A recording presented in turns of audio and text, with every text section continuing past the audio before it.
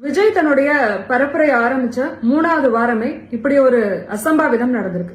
இதனாலதான் தொடர்ந்து காவல்துறை விஜய் பரப்புரை மேற்கொள்ளும் போதெல்லாம் அவர் சனிக்கிழமை டிராவல் பண்ணும்போது அதிகமான நிபந்தனைகளை விதிச்சது. மற்ற கட்சிகளை விட ஒரு சில நிபந்தனைகள் கூடுதலாவே தாவேகாவுக்கு காவல்துறை விதிக்க காரணம் இதுதான்.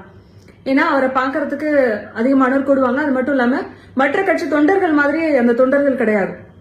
விஜய் பாக்குறதுக்காக அந்த வாகனங்கள்ல ஏறதுக்கு முற்படுவாங்க, மரத்துல தொங்குவாங்க. இந்த மாதிரியான மற்ற தொண்டர்கள் பண்ணாத விஷயங்களை எல்லாம் தாவேகா தொண்டர்கள் பண்ணுவாங்க. எதிர்பாராத விஷயங்கள்லாம் நடக்கும் அப்படிங்கறதுனாலதான் அதிகமான நிபந்தனைகள்லாம் விதிச்சது. உடனே இவங்க எங்களுக்கு மட்டும்தான் அந்த மாதிரி எல்லாம் கட்டுப்பாடு கொடுக்கறாங்க அப்படின்னு சொல்லி இவங்க உடனே கோர்ட்டுக்கெல்லாம் போனாங்க. அப்புறம் கோர்ட்டு தான் அவங்க கேட்கிற அந்த பெர்மிஷனை நீங்க கொடுக்கணும் அப்படின்னு சொல்லி கோர்ட்டு சொன்னதுனால இவங்களுக்கு அந்த பெர்மிஷன் கொடுத்தாங்க. இவர் என்ன பண்றாரு, இவருக்கு தெரியுது ஏராளமான கூட்டம் கூடுது, நமக்கு கூடுது, கட்டுக்கடங்காத கூட்டம் கூடுது, காவல்துறையும் திணறுது.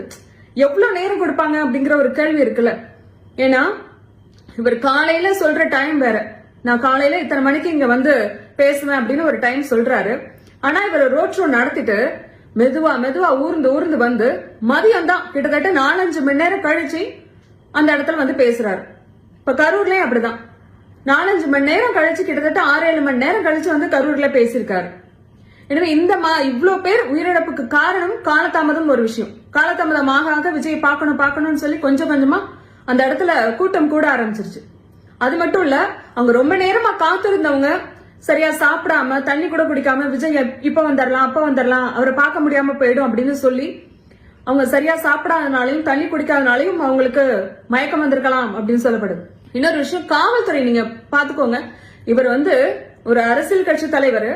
நாளைக்கு நான் ஆட்சியை பிடிக்க போறேன், அதை மாத்த போறேன், இதை தூக்கி உடைக்க போறேன் அப்படின்னு சொல்றாரு. ஆனா இவரு சனிக்கிழமை எதுக்காக வரேன்னு சொன்னாரு? சனிக்கிழமை அப்பதான் யாருக்கும் பாதிப்பு இருக்காது, யாருக்கும் இடையூறு கொடுக்க கூடாது அப்படிங்கறதுக்காக நான் சனிக்கிழமை வரேன் அப்படின்னு சொல்லிட்டு ஒட்டுமொத்த கூட்டத்தையும் மொத்தமா சனிக்கிழமை கூட்டி இப்படி ஒரு அசம்பாவிதம் நடக்கிறதுக்கு காரணமா அவர் இருந்திருக்கிறார். கிட்டத்தட்ட மக்களை மட்டும் இல்ல, காவல்துறையை அத்தனை மணி நேரம் காத்து கிடக்கு, அத்தனை மணி நேரம் பாதுகாப்பு கொடுக்கறாங்க. விஜய் வருவாருங்கிறதுக்காக அந்த கூட்டத்துக்கு மொத்த காவல்துறையும், கரூர்ல இருக்கக்கூடிய மொத்த காவல்துறையும் அவ்வளவு மணி நேரம் பாதுகாப்பு கொடுக்குது.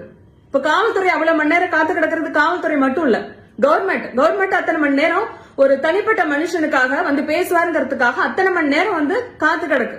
இப்ப மக்களை காத்து கிடக்க வைக்கிறாரு, கவர்மெண்ட்டை காத்து கிடக்க வைக்கிறாரு. மத்த கட்சிகளே இல்லையா, மத்த அரசியல் கட்சிகள் இல்லையா?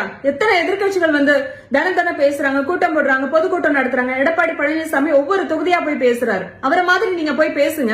இப்ப இவ்வளவு கூட்டம் கூடாதுல, 234 தொகுதி இருக்கு, ஒவ்வொரு சனிக்கிழமையும் வரதான் முடிவு பண்ணிட்டீங்க. அப்ப கரூர்ல 4 தொகுதி இருக்குன்னா 4 தொகுதியிலயும் நீங்க போய் பேசுங்க. ஒவ்வொரு தொகுதியா பிரிச்சு நீங்க போகும்போது இவ்வளவு கூட்டம் கூடாதுல.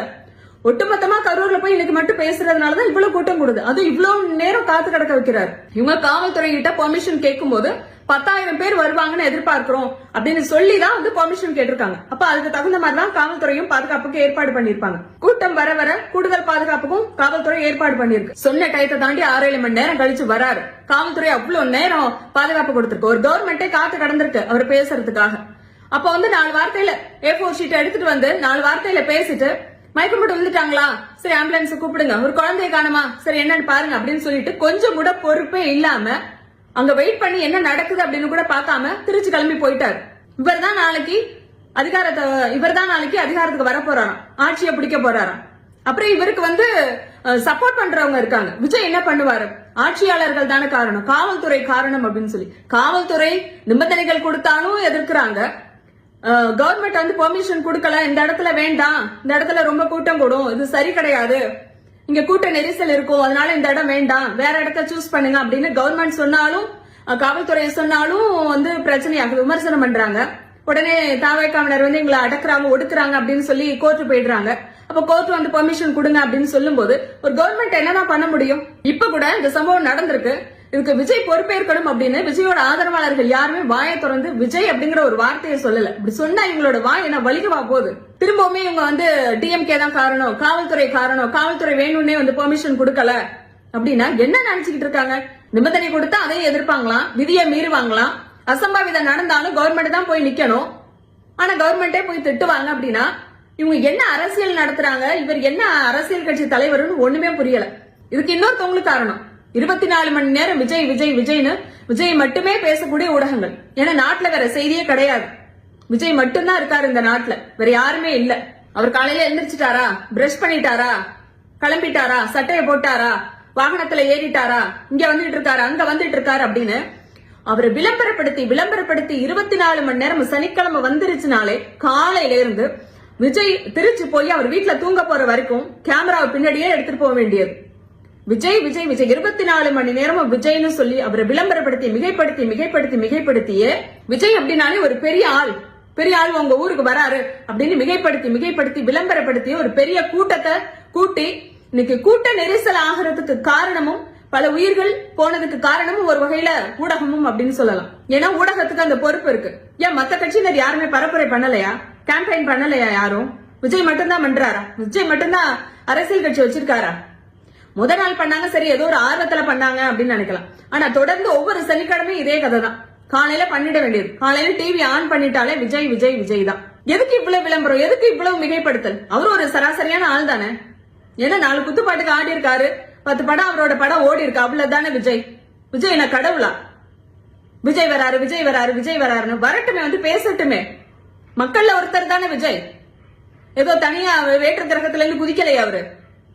எதுக்கு இவ்வளவு மிகைப்படுத்தணும், எதுக்கு இவ்வளவு விளம்பரப்படுத்தணும், எதுக்காக இப்படி ஒரு கூட்டத்தை கூட்டணும், எதுக்காக போறோம், எதுக்காக இவ்வளவு நேரம் காத்து கிடக்கணும், எதுவும் தெரியாம புரியாம குழந்தைங்களும் போய் காத்து கிடக்குது. சோறு தண்ணி இல்லாம மயக்கமாய் போய் கிடக்கு. சொல்றாங்க இந்த மாதிரி வந்து இறந்தவங்கள எல்லாருமே வந்து உயிரிழந்து தான் ஹாஸ்பிட்டல்ல தூக்கிட்டு வந்தாங்கன்னு சொல்லி. எவ்வளவு ஒரு கொடுமையான ஒரு விஷயம். இன்ன வரைக்கும் விஜய் தரப்புல இருந்து வாயை திறக்கல, ஒரு பதிவே இல்ல, அவங்க எதுவுமே சொல்லவே இல்லை இப்ப வரைக்கும். இப்ப போய் நிக்கிறதே இவங்க விமர்சனம் பண்ண கவர்மெண்ட் தான், இவங்க விமர்சனம் பண்ண ஆட்சியாளர்கள் தான், இவங்க விமர்சனம் பண்ண அமைச்சர்கள் தான் போய் நிக்கிறாங்க ஹாஸ்பிட்டல்ல. விஜய்க்கு ஒண்ணும் பிரச்சனை இல்ல, அவர் நாளைக்கு கைய விரிச்சிட்டு போயிடுவார். நான் காரணம் இல்ல, காவல்துறை தான் காரணம் அப்படின்னு சொல்லி கைய காட்டிட்டு போயிடுவாரு. ஊடகங்களுக்கு இது ஒரு நியூஸ் கிடைச்சிருச்சு, 4 நாள் வச்சு ஆத்திடுவாங்க. ஆனா இழப்பு யாருக்குங்க? போன உயிரெல்லாம் திரும்பி வருமா? எத்தனை குழந்தைங்க? 6 குழந்தைங்க. பார்க்கவே அவ்வளவு கன்றாவியா இருக்கு. அந்த குழந்தைய போட்டுட்டு அவங்க அப்பா அம்மான்னு அழும்போது உண்மையிலேயே சொல்ற அவ்வளவு ஒரு கஷ்டமான ஒரு விஷயமா இருக்கு. இந்த நிலையிலையும் கூட விஜய்க்கு ஆதரவா எப்படி எல்லாராலையும் பேச முடியுது? ஒரு சிலர் பேசுறாங்க, நீங்க வந்து கவர்மெண்ட் மேல 1000 விமர்சனங்களை வைங்க, உங்களுக்கு ஒரு கவர்மெண்ட் பிடிக்கலையா பேசுங்க, விமர்சனம் பண்ணுங்க. ஆனா விஜயும் அதுக்கு பொறுப்பேற்கணும் அப்படிங்கிற ஒரு வார்த்தை கூட சொல்ல மறுக்கிறாங்களேங்கிறதா பெரிய ஆச்சரியமா ஒரு வருத்தமாவும் இருக்கு. இப்படிப்பட்ட ஒரு கூட்டத்தை வந்து விஜய் உருவாக்கி வச்சிருக்காரு அப்படின்னு உண்மையிலே அவர் ரொம்ப ரொம்ப வருத்தப்படணும். தனக்கு எவ்வளவு கூட்டம் கூடி இருக்குன்னு காட்டணும், தன்னோட மாச காட்டணும் அப்படிங்கறதுனால இவர் 6-7 மணி நேரம் காக்க வச்சு, இவரோட பஸ் வருது, பின்னாடி ஓடி வராங்க, அதுல பைக்ல மோதி விழுந்துட்டாங்க கீழே, அது கூட கவனிக்காம இவர் ஊர்ந்து வராரு, ஊர்வலம் வராரு, மாப்பிள்ளை ஊர்வலம் வராரு அங்க இருந்து. இதுல வந்து சொல்றாங்க மின்தடை ஏற்பட்டுருச்சு, அதனால கூட்ட நெரிசல் ஆயிடுச்சு, அவரோட பேச்சு கேட்காம கூட்ட நெரிசல் ஆயிடுச்சு அப்படின்னா அதெல்லாம் யாரோட தப்பு? மின்தடை பண்ணணும்னு ஏற்கனவே நீங்க தானே வலியுறுத்தி இருந்தீங்க. நாகப்பட்டினம் போகும்போது நீங்க தானே கேட்டிருந்தீங்க, அவர் வராரு நீங்க மின்தடை பண்ணணும்னு கேட்டிருந்ததே நீங்க தானேங்க. அந்த பயம் தான் மின்தடை பண்றதுக்கு காரணம். சரி, அப்படி ஒரு அசம்பாவிதம் நடந்துருச்சுன்னா அப்ப என்ன சொல்லுவாங்க? விஜய் ரசிகர்கள் விஜய் தொண்டர்கள்லாம் இப்பெல்லாம் பண்ணுவாங்கன்னு தெரியும்ல, அப்ப எதுக்காக இவங்க வந்து மின்சாரத்தை தடை பண்ணல அப்படின்னு அப்போ ஒரு கேள்வி வரும். அப்ப இவங்க எதை வேணாலும் பண்ணுவாங்க, எதை வேணாலும் பண்ணிட்டு அதையே இவங்க அரசியலாக்குவாங்க. ஆட்சியாளர்கள் வந்து அதுக்கு வந்து பதில் சொல்லிட்டு நிக்கணும். அரசியல்வாதிக்கான குறைந்தபட்ச தகுதி கூட விஜய்க்கு கிடையாது. ஒரு கூட்டத்தை எப்படி வழி நடத்தணும், தொண்டர்களை எப்படி வழி நடத்தணும், எப்படி நம்ம பிரச்சாரம் பண்றோம்னா அதை எப்படி ஆர்கனைஸ் பண்ணணும். மத்தவங்க எல்லாம் பிரச்சாரம் பண்றாங்க, பொதுக்கூட்டம் நடத்துறாங்க, எந்த பிரச்சனையும் இல்ல. ஆனா நாம பண்ணும்போது மட்டும் அதுல நிறைய பிரச்சனை ஆகுது. நம்ம தொண்டர்கள் மேல, நம்ம ரசிகர்கள் மேல ஏகப்பட்ட விமர்சனங்களை முன்வைக்கிறாங்க. அது என்னன்னு பாக்கணும், இதெல்லாம் அடுத்த முறை நடக்காம பாத்துக்கணும் அப்படிங்கிற அக்கறை கொஞ்சமாவது இருந்திருந்தா, அந்த அக்கறையில கொஞ்சமாவது அவரு ஏதாவது ஒரு நடவடிக்கை எடுத்திருந்தாரு அப்படின்னா இன்னைக்கு இத்தனை உயிர்கள் பலி போயிருக்காது. ஆனா இவருக்கே அந்த அக்கறை இல்ல. அதனாலதான் 7 மணி நேரம் கழிச்சு வராரு. சொன்னது ஒரு டைம், நான் பேசுறேன்னு சொன்னது ஒரு டைம், ஆனா இவர் மாப்பிள்ள ஊர்வலம் வந்து பேசுறது ஒரு டைம். உங்களுக்காக எல்லாரும் காத்து கிடக்கணும், மக்கள் காத்து கிடக்கணும், கவர்மெண்ட் காத்து கிடக்கணும், காவல்துறை காத்து கிடக்கணும். சோறு தண்ணி இல்லாம மயங்கி விழுந்தா நீங்க ஓடிடுவீங்க உங்க வீட்டுக்கு. இவர் ஏர்போர்ட் போறாரு, 30 பேர் இறந்திருக்காங்க அப்படின்னு செய்தியாளர்கள் கத்துறாங்க, ஏதாவது பதில் சொல்லுங்க அப்படின்னு சொல்லி கேக்குறாங்க. அது கொஞ்சம் கூட காதல வாங்காம, நான் அடுத்த தடவை வந்தாலும் இதே கூட்டம் கூடும் அப்படிங்கிற மாதிரி அலட்சியமா நடந்து போறாரு. யார் இவரு? இவர்தான் நாளைக்கு வந்து தமிழ்நாட்டை ஆளணும் அப்படின்னு ஆசைப்படுறவர். 30 பேர் இறந்திருக்காங்க, திரும்பியே பார்க்கல, அப்படியே போறாரு. வீட்டுக்கு போறாரு கிளம்பி. எவன் வீட்டுல இளவு விழுந்தா எனக்கு என்னங்கிற மாதிரி போறாரு. ஏன்னா அவருக்கு பதில் சொல்ல தெரியாதுல்ல. நாளைக்கு வந்து ஸ்கிரிப்ட் எழுதி கொடுக்கணும், அதை மனப்பாடம் பண்ணணும், அப்புறமா ஒரு வீடியோ போடுவாரு, அழுது ஒரு வீடியோ போடுவாரு பாருங்க. இந்த மாதிரி ஆயிடுச்சு அப்படின்னு சொல்லி இல்ல ஆளுங்கட்சி மேல சில விமர்சனங்களை முன் வச்சு எமோஷனலா ஒரு வீடியோ போடுவார். இன்னைக்கு நைட்டு போய் உட்காந்து ப்ரிப்பேர் பண்ணுவார். அதனாலதான் இப்ப செய்தியாளர்களை அவர் மீட் பண்ணல. பார்க்கலாம் நாளைக்கு என்ன பண்றாரு.